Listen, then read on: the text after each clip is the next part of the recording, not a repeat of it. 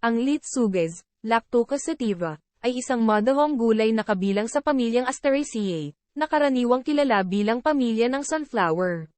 Sa kabila ng kanilang natatanging hitsura at paggamit, ang lettuce at sunflower ay nagbabahagi ng botanikal na koneksyon sa pamamagitan ng kanilang pag-uuri. Ang pamilyang Asteraceae, na tinatawag ding Compositae, ay sumasaklaw sa malawak na hanay ng mga species ng halaman na nagpapakita ng kakaibang inflorescence na istruktura na kilala bilang isang composite flower.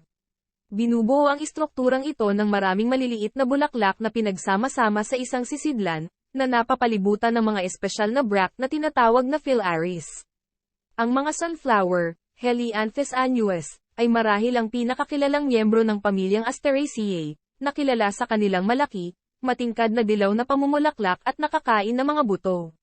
Sa kabaligtaran, ang lettuce ay nilinang pangunahin para sa malambot, malulutong na dahon nito na natupok sa mga salad at sandwich.